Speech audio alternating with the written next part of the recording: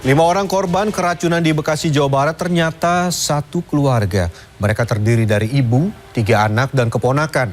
Usai menjalani perawatan di Rumah Sakit Umum Daerah Bantar Gebang, jumlah korban tewas bertambah menjadi 3 orang. Keluarga korban berharap kepolisian mengusut kasus ini dan menemukan suami korban yang belum diketahui keberadaannya.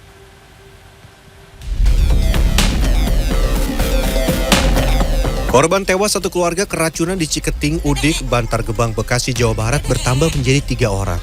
Pihak rumah sakit menyebut korban atas nama Maimunah berusia 35 tahun meninggal Jumat siang sejak dirawat sejak Kamis. Berdasarkan analisis dokter Rumah Sakit Umum Daerah Bantar Gebang, korban terindikasi keracunan. Ya, kalau untuk alasan dokter saat ini sama, yang alasannya adalah indikasinya keracunan. Karena pasien muntah-muntah, kejang-kejang juga. Kasus satu keluarga serumah diduga keracunan ini terjadi Kamis pagi. Saat itu warga mendengar teriakan anak kecil dan melihat 4 orang terkapar tidak sadar di dalam rumah. 3 orang tewas, sementara 1 orang dewasa dan seorang anak 5 tahun masih menjalani perawatan medis. Jumat malam, ketiga korban tewas dimakamkan di kampung halamannya di Desa Kademangan, Cianjur, Jawa Barat. Ketiga korban tewas ini masih satu keluarga, yaitu ibu dan 2 anaknya. Didin, mantan suami korban, menyebut seluruh korban keracunan terdiri dari ibu, 3 anak, dan seorang paman. Didin menduga kedua anaknya ada di lokasi ketika berkunjung karena mantan istrinya sudah menikah lagi. Kalau ada tangkap aja dia. Bahkan dia kalau ketemu temuin saya dulu gitu.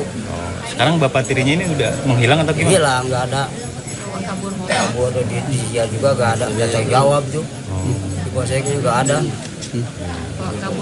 Nah ini Pak, motor itu Pak. Pihak keluarga berharap petugas kepolisian bisa mengungkap penyebab kasus keracunan. Terlebih suami korban tidak di lokasi dan keberadaannya tidak diketahui. Tim Liputan CNN Indonesia. Kita ke kasus perkembangan pembunuhan bocah karena tergiur iklan jual organ. Polisi memastikan salah satu tersangka tidak lagi masuk dalam kategori anak karena usianya sudah 18 tahun 2 bulan, sehingga perlakuan hukum yang dikenakan bakal berubah. Sementara buntut kasus ini, Kementerian Komunikasi dan Informatika Kominfo telah memblokir 7 situs dan 5 grup media sosial yang memuat iklan jual beli organ manusia.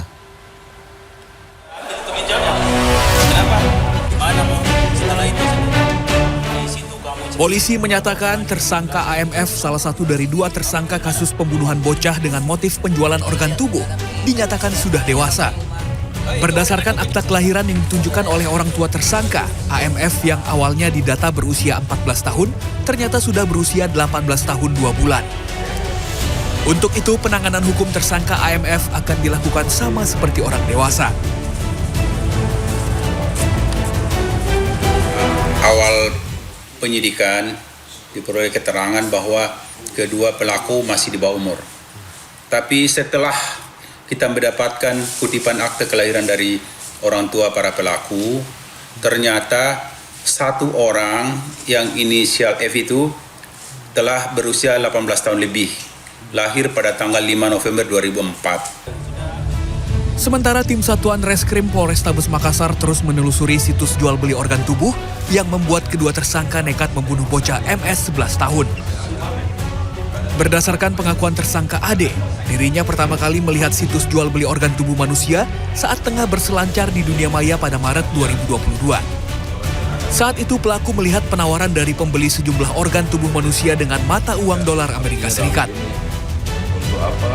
Sementara itu, buntut dari kasus ini, Kementerian Komunikasi dan Informatika Kominfo mengaku telah memblokir 7 situs internet dan 5 grup media sosial jual beli organ sejak Kamis 12 Januari 2023. Direktur Jenderal Aplikasi Informatika Kominfo Samuel A. mengungkapkan, pemblokiran dilakukan sesuai permintaan Badan Reserse Kriminal Polri. Berdasarkan hasil penyelidikan, situs yang memuat iklan jual organ melanggar pasal 192 junto pasal 64 Undang-Undang Nomor 36 Tahun 2009 tentang kesehatan, yang berbunyi setiap orang yang sengaja memperjualbelikan organ dengan dalih apapun bisa dipidana penjara maksimal 10 tahun dan denda 1 miliar rupiah.